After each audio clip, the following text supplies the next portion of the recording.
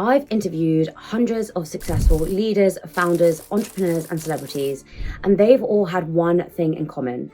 They've all read this book, How to Win Friends and Influence People. And in this video, I'm going to be breaking down my key takeaways, my key learnings, and the best bits so that if you don't have time, you can still get the value from reading this book in just under 10 minutes from watching this video. So hey everyone, welcome back to the channel. If you're new here, welcome. And if you're an OG, thank you so much for supporting me every single week to make these videos. I'm gonna get straight into this book because there are so many valuable things and I wanna sum them up for you really quickly so that you can learn them too. So the first lesson in this book. So the first chapter in this book talks about the fundamental techniques in handling people. Now they broke this down into 3 core principles. Show genuine appreciation for people, avoid criticizing or condemning people, and have a genuine interest in others. By treating people with respect and empathy, you can cultivate some incredible relationships in your life, whether that's at work, whether that's with a partner, whether that's a new friendship. But it's really key to understand these core principles. Now, the first one, where they talk around showing genuine appreciation for others, I think is one of the key things that people miss. When you meet people, you'll often focus on their accolades rather than how they've really helped you. So one of the examples here is when somebody meets me and they say, oh, I really love your podcast and I really loved this episode, or I really loved this lesson, or I really loved this story. I know that they've actually watched my stuff and they're genuinely appreciating it, which helps me to connect with them 100 times more than if they come up to me and say, oh, it's really cool how you built your Instagram following. How did you do that? Can you show me? It's not actually showing genuine appreciation for my work. It's kind of just looking at the numbers, which for me isn't really what this is all about. The second is avoiding criticism. Now, this is really difficult because sometimes we're encouraged to give constructive criticism, and I think that applies in some areas. But when you're meeting someone for the first time, I don't think the best thing to do is say, oh, do you mind if I just tell you this one point? And I think here they're talking around when you meet people, when you're fostering a new relationship, you shouldn't really be criticizing other people or judging them. You should be really trying to understand where they're coming from. Now, I don't think this includes constructive criticism, which I think you can do if you're good friends with someone or you've been watching them for a long time and you've built a relationship.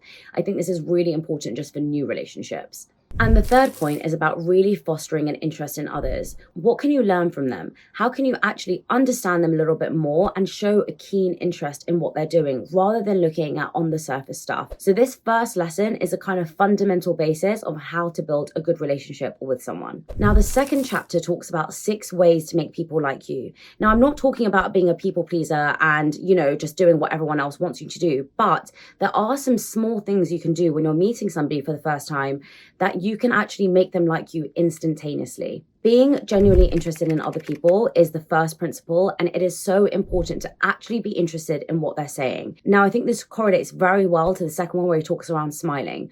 When you're talking to someone, if you're not smiling, and if I was talking in this video like this, you would not be interested in talking to me. But if I'm talking in this video like this, you might be a bit more engaged. Now, when you're speaking to somebody, if you're genuinely interested in them and you're listening to what they're saying, often a nod, a smile. I'm not saying you should be like this the whole time. That would be weird. But I think a general smile and a general nod shows that you're interested and automatically engages that person with you. Now, the third one is something that I really struggle with, and I'm going to do a whole new video around how I've learned people's names, but it is to remember someone's name. Remembering someone's name is the most important thing to them in their language. It happens all the time when people send emails and they get the name wrong. It is so simple. If you are emailing someone, their name is usually in their email, or it takes 1 second to research their name. Remember their name. It's super simple and such a big win. The fourth principle is to be a good listener and encourage other people to talk around themselves. Let's be honest, when we're having a conversation, we always want to tell our side of the story. So a really great way to get someone to like you is, number 1, to be engaged in them, and 2, to let them share their own side of the story. When I'm doing podcasts, there is a balance of me sharing my side, but I always want the guest to feel like they've got their point across. And then what I'll do is I'll marry that up with an example that I have in my head. So it's really important to get someone else to be sharing their side of a story, and then you relating your own experiences to that story after they've finished speaking, rather than just talking about me, I, self. Because let's be honest, we all want to talk about ourselves, so let that person talk about themselves. Now, the fifth principle is talk in terms of the other person's interest. Now, this is such an incredibly important point. If you're speaking to somebody on social media, let's just say you're promoting a brand, it's really great to say, my hair has grown from using this hair oil, for example. But if you said, if your hair is falling out and if you want to know a really quick way that your hair can grow, which will make you feel more confident and make you feel even better about yourself, then this is a great hair oil for you. Now, this is just a really simple technique because I'm talking in terms of the other person's interests. I'm not talking about how amazing my hair is and how it's made me feel and how lovely it is. I'm actually talking about if you have a problem, I have a solution to solve that problem for you. And that is what he's talking about here in terms of talking in terms of the other person's interests. Now, the last principle here is make sure you're making the other person feel important and do it sincerely. So this isn't to be fake and just to say, you're amazing, and like everything you're doing is incredible. It is actually to make sure that you're making sure that the other person feels valued for being there. Now, before a podcast, I will often say to a guest, hey, listen, I'm going to say this to you. So if you have a good answer for it, let me know. If you don't, I can suggest something for you because I want that guest to feel important. I've brought an expert onto my podcast because they are an expert and I want them to make sure that they feel like an expert so that they feel after the podcast, wow, I really enjoyed that. I'm going to share it. Okay, I'm going to tell my friends about it, so that it benefits both of us in the long term. So if you make someone else feel important, they're going to feel happy after it.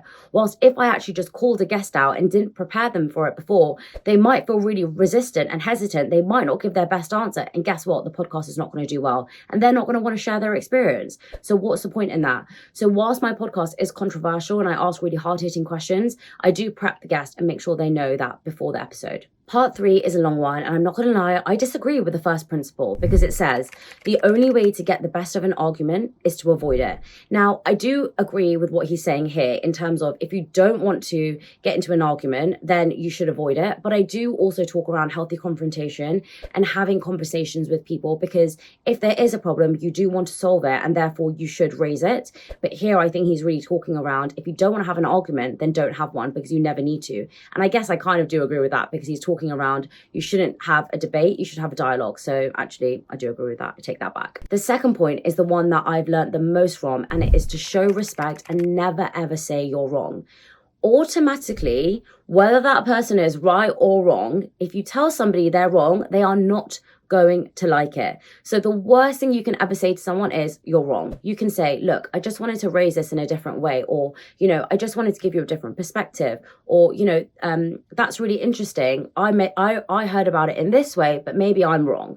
It's never, ever, ever a good way to start a conversation with someone by saying you're wrong. And also in the book, he talks around this in a dinner setting where someone says, you're wrong, I heard it like this. The other person's just going to get their back up. It's always good to be inquisitive, to be curious, and to raise things in a positive way. And this links to the next point, which says, if you're wrong, admit it quickly and make sure you say you're sorry. So I think here it's so important. When we're wrong, we never want to admit we're wrong, but it's also so fine to be wrong. We're not all geniuses. We don't know everything.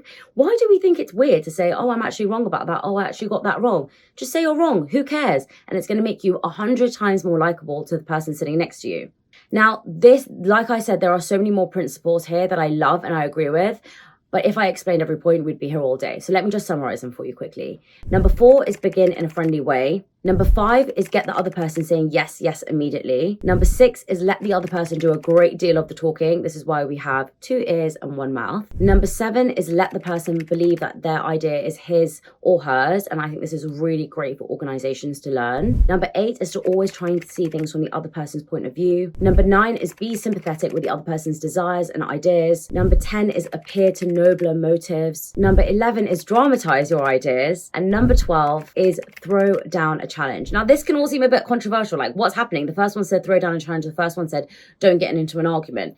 The point here is what he's trying to say is the way in which you raise things, the way in which you communicate is absolutely key to building a strong relationship. He talks about focusing on your common idea. So what do you both agree on? And that will set you up for a much deeper conversation because you already know you're playing on the same team. He talks around here in this whole chapter around presenting ideas with other people's needs and desires. So if you're just talking about it from your perspective, you're never going to be on a common playing ground. If you're talking about it, look, we both agree on this. This is what I need. This is what you need. You're most likely to end up in a win-win situation. Again, as you can see, being a leader, Carnegie explores so many different lessons, but this is all around different leadership qualities and strategies that will really, really help you. So I'm going to read them for you. First, begin with praise and honest appreciation. Always start by saying what someone has done well. Whenever I'm giving feedback to my editors, whenever I'm giving feedback to my VA, I always say, I really love that you did this, and I really do appreciate it because it saved me on X amount of time. And I always start with that because it's going to make the person feel valued rather than just going in and saying what you can improve. Because again, there's always something that needs to be improved. That's why this podcast is something I'm working on every week. What can I improve? What can I change? How can I make it better? There's nothing wrong with that. But if I was always talking around all the things that could be changed, people in my team are not going to feel happy with me. Principle 2 is call attention to people's mistakes indirectly instead of directly calling people out. This is something that I really do struggle with. Principle 3 is talk about your own mistakes before you talk about others. Now, I do this all the time because I always want to show that I've made mistakes. I'm not perfect. And therefore, if I'm calling you out, it's actually not a big deal because it happens to all of us. So it's really important to always call yourself out and actually always see what you're doing wrong, because almost all of the time, if you're a leader in a senior position, there is something you could do to change people who work for you or work with you. Principle 4 is ask questions instead of giving direct orders. Now, this is a standard coaching practice. I did this all the time when I was working. It's always to be inquisitive and curious and ask a question rather than saying you've done this wrong. And that openly allows the other person to recognize where they've made mistakes, recognize where they can improve, and it comes from them rather than coming from you. Principle 5 is let the other person save face. Now, this is so important in an organization. We're always super quick to jump at the other person. Even in a friendship group, it's very easy to just call somebody out, but it's really important to let them save face rather than allowing them to take all of the blame and walk away from that conversation feeling horrendous, awful, and miserable. Principle 6, praise the slightest improvement and praise every improvement. An improvement is an improvement at the end of the day. So if somebody has made an improvement, it's so important to encourage them to make another one because they're going to feel happy and satisfied that they've actually done something differently and their work is being recognized. Even if it's the slightest thing, it's so important to give praise for that person doing that small thing, because ultimately it's going to encourage them to keep on doing all those small things. And you all know I'm a massive fan of the 1% Improvement Club. Atomic Habits is one of my favorite books. But it's all around making small, tiny changes, which will make an incredible difference in the long run. So make sure you're praising those small changes, even if it doesn't feel like it's anything substantial. Principle 7 is give the other person a fine reputation to live up to, which I think is kind of self-explanatory. And principle 8 is use encouragement and make the fault seem easy to correct. This is super important because ultimately, if you're saying something that they've done wrong is so hard and so difficult and impossible to correct, they're going to walk away feeling that they can't do anything about it and therefore be unproductive and perhaps not even do anything to change. Whilst if you make it easy to correct, it seems like it's a simple mistake that they can easily fix, which usually, if I'm honest, half the time it is. Principle 9 is make the other person feel happy about doing the thing you suggest. So I think here it's super important not to make it seem like a really horrible, scary thing, not to make it feel like it's a massive mountain of a task, and actually it's a positive thing they're doing, and listing all the key takeaways about how it's going to benefit them in the long run is super important. This book really does dive into having difficult conversations, dealing with difficult conversations, and influencing other people positively. One of my favorite things he says in this book is seeking first to understand and then to be understood. And I think it nails everything on the head, because a lot of the time when we're listening to others, we're thinking about what we can say back to them rather than listening to what they've actually got to say. And the other big lesson that I've learned from this book is the win-win principle. We're always thinking about how can I win? But the real win is when you both can win, because both parties are going to be happy. Because ultimately, when you're both happy, you're both going to move forward in a positive direction. By reading this book, I've been able to establish stronger connections and build trust way more easily, because there's so many small, quick, low-hanging fruits that you can grab onto and you can implement very easily into your life. This book has really helped me in so many ways to cultivate great relationships, and it's helped me to really build trust, because there's so many quick, easy wins that I've implemented into my life that have really shown me a massive difference in the relationships that I've built, not only professionally, but also in my personal life too. The techniques for making people like you, like active listening, smiling, remembering people's names, making others feel important, has really, really enhanced my social skills and has also made me connect with people on a genuine level. Learning how to persuade people has really helped me in terms of influencing them. I mean, being an influencer is kind of my job. And so it's been really, really helpful, not only in terms of working with brands, but also in terms of other collaborations that I've done too. I think the biggest win from this book for me has been with my podcast. A lot of the time, I meet people for the first time when I'm meeting them in that podcast seat. And so I have to make sure that people like me immediately, because otherwise we're not going to have a good podcast. So the key principles in this book have really helped me to build really strong relationships quickly, avoid conflict, and to build deeper connections with these incredible people that I'm interviewing every single week. I hope that this summary has been useful. If you want my personal notes, which will probably be really helpful here, there's so many key lessons and learnings from this book, and I've broken it down into my favorite quotes, my favorite pages, and I've broken down the chapters into bite-sized chunks, which are easy for you to digest. So if you want my personalized notes, then what I'll do is I'll leave a link in the caption below where you can access them for completely free, and you can actually use this video and those notes to help implement these valuable lessons into your life. If you've enjoyed this video, which I hope if you have, if you've got to the end of it, I'd be so grateful if you could press the like and subscribe button for me. It would honestly mean the world. I hope you have an incredible morning, afternoon, or evening, wherever you're watching this, and I will see you very soon next week.